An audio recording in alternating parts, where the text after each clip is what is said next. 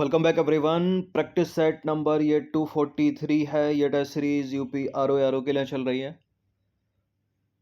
और प्रैक्टिस करेंगे इसमें हम जीएस के प्रश्नों पर।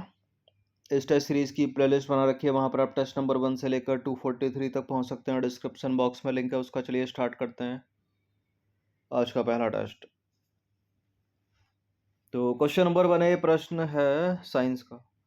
काला आजार एक रोग है, विषाणु जनित, जीवाणु जनित, फफूंद जनित, प्रोटोजोआ जनित। यानी वायरस से होने वाला, बैक्टीरिया से होने वाला, फंगस से होने वाला या प्रोटोजोआ से होने वाला। काला आजार जो है प्रोटोजोआ से होने वाला एक रोग है। डी है इसका आंसर। देखिए, काला आजार लीशमानिया डोनावानी नामक प्रोटोजोआ से फैलता है और इस परजीवी का जो वाहक है वो है सैंड मक्खी यानी सैंड फ्लाई। ठीक है, इस रोग में रोगी को आता है तेज बुखार। नंबर 2 पर अजय निम्नलिखित में से कौन सा स्टेटमेंट मिसमैच है, इसमें सही सम्मिलित नहीं है। पर्ल ऑफ साइबेरिया बैकाल झील, छोटा नागपुर की रानी नेतरहाट, स्वर्णिम पैगोडा म्यांमार, यूरोप की तेल राजधानी कीव। जब आप प्रीवियस ईयर की प्रश्नों की प्रैक्टिस करेंगे, आरओ की करें या पीसीएस वाला, तो ये प्रश्न आपको कई कई बार एग्जाम में दिखेगा। यूरोप की तेल राजधानी सीधे सीधे ही पूछी है और मैच करने के लिए पूछी है। कीव नहीं है, एवर्डीन है। ठीक है, डी है इसका आंसर। मतलब इनकरेक्ट स्टेटमेंट जो डी है वही आंसर है अपना। तो यूरोप की तेल राजधानी है एवर्डीन, जबकि कीव है यूक्रेन की राजधानी। बाकी सारे करेक्ट हैं। ये नंबर इस पर कॉल या व्हाट्सएप करके आप फुल टेस्ट सीरीज प्राप्त कर सकते हो। साइंस का प्रश्न है ये भी, निम्नलिखित में से कौन सा एक दुग्ध हार्मोन, कौन सा हार्मोन दुग्ध जनित हार्मोन है। जीटीएच, एसटीएच, एडीएच, एलटीएच। एलटीएच है, डी है इसका आंसर। एलटीएच यानी lactogenic hormone. LTH hormone Piyush ग्रंथि, पिट्यूटरी ग्लैंड बोलते हैं इसको इंग्लिश में, और मस्तिष्क के अधर तल पर यह पाई जाती है। बहुत सारे हार्मोन्स निकलते हैं इससे। तो इससे निकलने वाला एक दुग्ध जनित हार्मोन है ये एलटीएच, और इसका काम क्या है? शिशु के लिए स्तनों में दुग्ध स्राव उत्पन्न करना। नंबर 4 हिस्ट्री का प्रश्न है, निम्नलिखित संगठनों में से स्थापना के अनुसार कौन सा सबसे अंत में आएगा, यानी जिसकी स्थापना सबसे अंतिम में हुई होगी। Indian association, Bombay association, Indian league, Madras Mahajan Sabha. सब 1800 के हैं ये, और सबसे अंत में जो इसकी स्थापना हुई है वो है Madras Mahajan Sabha. Option number A. सबसे पहले ले लो बॉम्बे एसोसिएशन, यानी ऑप्शन नंबर सी, अगस्त 1852 में। उसके बाद option number B, Indian league, सितंबर 1875 में। उसके बाद आ जाएगा इंडियन एसोसिएशन, जुलाई 1876 में। और सबसे अंत में है बॉम्बे एसोसिएशन, 1884। मॉडर्न हिस्ट्री का प्रश्न है, निम्नलिखित में से किस एक समिति की सिफारिश पर वर्ष 1833 में अकाल संहिता का निर्माण किया गया। स्ट्रेची आयोग, कैंपबेल समिति, लॉयल आयोग, मैकडोनाल्ड आयोग। कौन सी समिति थी जिसकी सिफारिश पर अकाल संहिता का निर्माण किया गया? इसका answer option number D, stretchy आयोग। स्ट्रेची आयोग की सिफारिश पर 1833 में एक अकाल संहिता का निर्माण किया गया। लॉर्ड लिटन के समय में इस आयोग का गठन 1880 में किया गया था, और इस आयोग द्वारा यह सिफारिश की गई कि जरूरतमंद लोगों को सहायता पहुंचाने वाला राज्य का कर्तव्य है। जरूरतमंद लोगों को सहायता पहुंचाना राज्य का कर्तव्य है, तथा प्रत्येक प्रांत में एक अकाल कोष होना चाहिए। नंबर 6 पर आ जाइए, निम्नलिखित पत्र पत्रिकाओं में से कौन सा एक मदन मोहन मालवीय से संबंधित नहीं है, पूछ रहा है। Abhyudaya, Leader, Hindustan, Call. मदन मोहन मालवीय से संबंधित अभ्युदय है, लीडर है, हिंदुस्तान है। लीडर हिंदुस्तान तो सभी को पता होगा, कॉल नहीं है। सी है आंसर। देखिए, कॉल का संबंध है शिवराम महादेव परांजपे से। बाकी सारी की सारी पत्रिकाएं मदन मोहन मालवीय से संबंधित हैं। नंबर 7 पर आ जाइए। नंबर 7 है 2 स्टेटमेंट वाला। सत्य कथन की पहचान करनी है। मराठा काल में भूमि की आय का निर्धारण काठी और जरीब से किया जाता था। मराठा काल में सरमजपी प्रथा भू राजस्व प्रशासन से संबंधित है।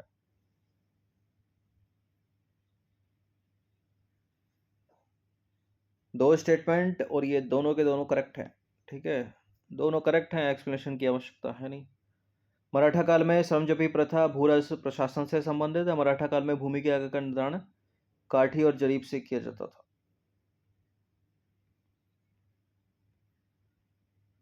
नंबर 8 है, निम्नलिखित कथनों पर विचार करेंगे, दो स्टेटमेंट वाला प्रश्न है। अशोक का 13वां शिलालेख पशु वध को प्रतिबंधित करता है और उत्सव समारोह पर प्रतिबंध लगाता है। अशोक का प्रथम शिलालेख धम्म के माध्यम से कलिंग युद्ध और विजय के बारे में बताता है। ये एग्जाम में कई बार ये प्रश्न पूछा गया है, एक नंबर में पूछा गया। कलिंग युद्ध का वर्णन अशोक के कौन से शिलालेख में? तो 13वें शिलालेख में। ये नीचे वाली बात ऊपर के लिए, ऊपर वाली बात नीचे के लिए, तो दोनों के दोनों फिलहाल सत्य तो है नहीं, ये डी है इसका आंसर। देखिए अशोक के शिलालेख कहाँ कहाँ मिलेंगे आपको? अफगानिस्तान में, पाकिस्तान में, भारत में, नेपाल में, बांग्लादेश में बिखरे हुए हैं। और इनमें अधिकांश शिलालेख प्राकृत भाषा में हैं और इन शिलालेखों को बौद्ध धर्म का पहला अमूर्त प्रमाण माना जाता है। 1837 में जेम्स प्रिंसेप ने पहली बार अशोक के शिलालेखों को पढ़ा था। ये लाइन इंपॉर्टेंट है, इससे प्रश्न बनाए कई बार एग्जाम में। किसने पढ़ा था? जेम्स प्रिंसेप ने। कब पढ़ा था? 1837 में।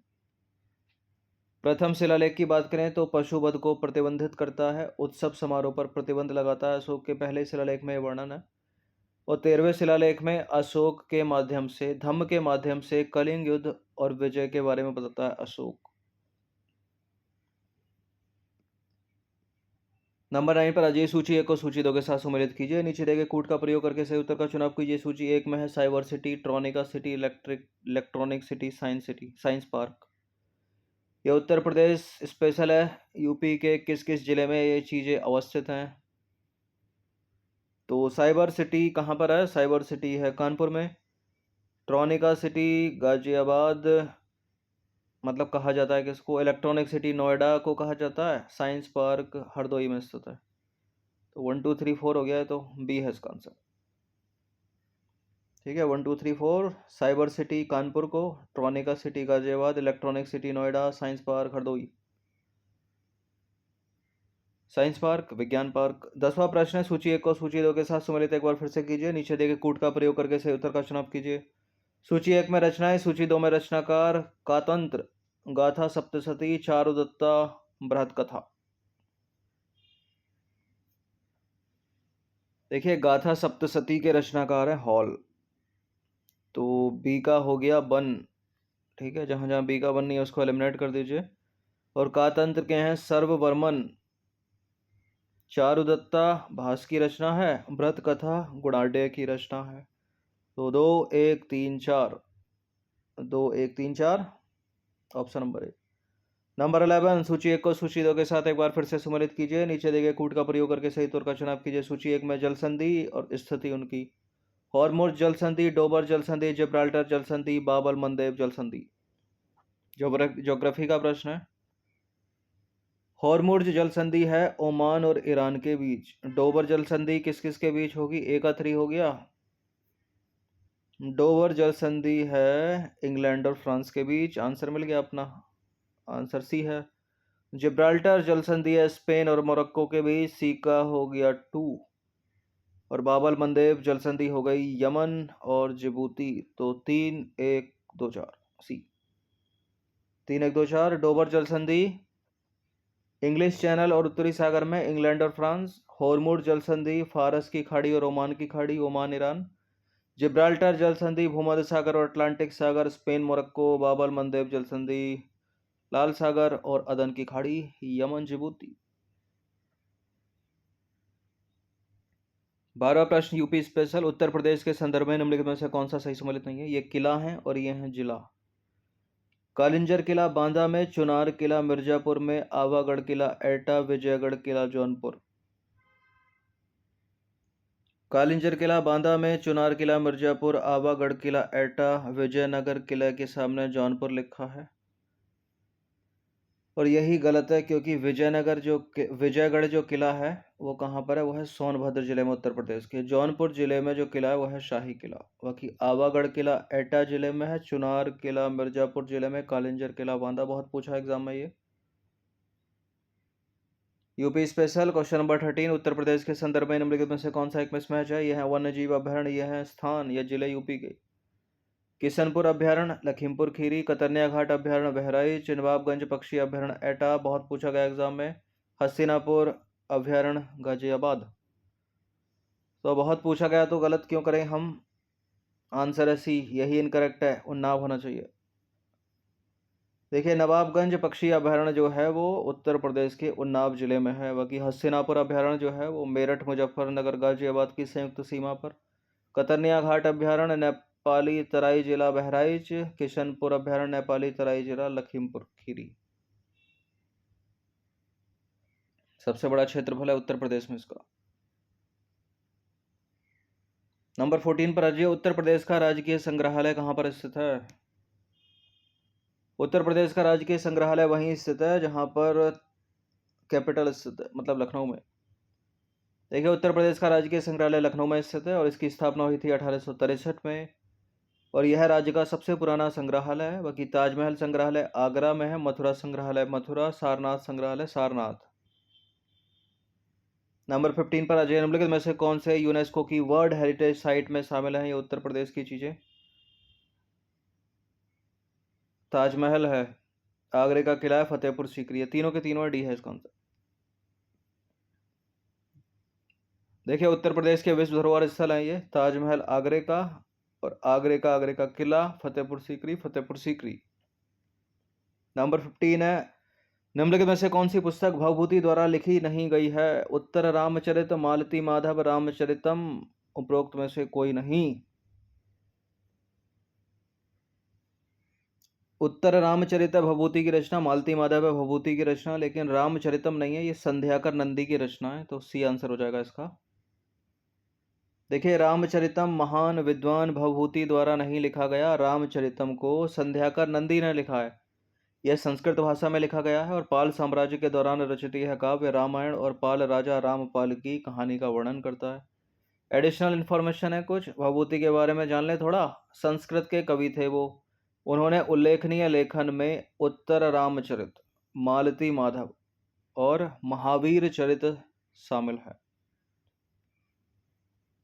ठीक है, भभूति की रचना है उत्तर रामचरित, मालती माधव और महावीर चरित। नंबर 17 पर अजय किसे न्याय सूत्र के लेखक के रूप में भी पहचाना जाता है? ये इंपॉर्टेंट है, ये पूछ लेते हैं कि साख्य दर्शन का कौन है, न्याय का कौन है, पतंजलि योग का कौन है? तो न्याय के हैं गौतम, योग के पतंजलि हैं।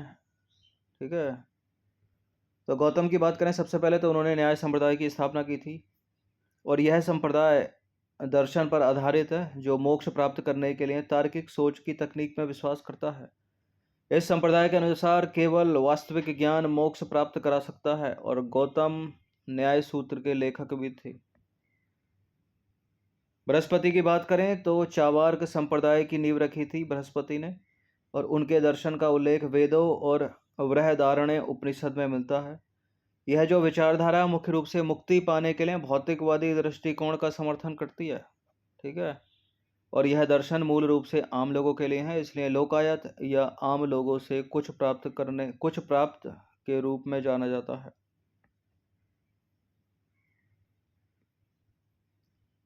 पतंजलि की बात करें तो पतंजलि ने योग शुरू किया, पतंजलि ने योग सूत्र में इस विचारधारा का विस्तार किया। पतंजलि द्वारा योग की इस विचारधारा में मुख्य रूप से विभिन्न आसनों के अभ्यास के साथ इस विचारधारा के भौतिक पहलू शामिल हैं। कपिल मुनि की बात करें तो दर्शन की सबसे प्राचीन विचारधारा कपिल मुनि द्वारा स्थापित की गई, जो सांख्य दर्शन है। ठीक है, मूल रूप से सांख्य शब्द का शाब्दिक अर्थ क्या है? गिनती। नंबर 18 पर अजय सूची 1 को सूची 2 के साथ सम्मिलित कीजिए, नीचे दिए गए कूट की सहायता से सही उत्तर का चुनाव कीजिए। एंशियंट हिस्ट्री का प्रश्न है, महाभाष्य का रचयिता कौन? कुमार संभवम किसने लिखी? अष्टाध्यायी कौन है? अर्थशास्त्र कौन है? अष्टाध्यायी से एलिमिनेट कर सकते हैं आप। पाणिनि की रचना है, सीका टू एक में है। देखिए महाभाष्य पतंजलि हो गई, कुमार संभवम कालिदास, बोनस प्रश्न है, बोनस अंक मिलेंगे। अर्थशास्त्र चाणक्य हो गई, डी का हो गया 3।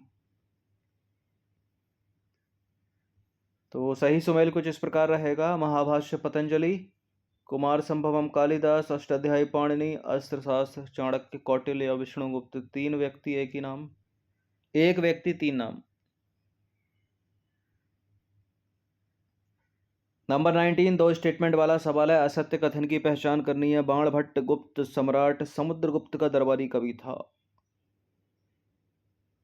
और इलाहाबाद स्तंभ शिलालेख को प्रयाग प्रशस्ति के नाम से भी जाना जाता है, जिसमें बाणभट्ट द्वारा रचित 33 पंक्तियां शामिल हैं।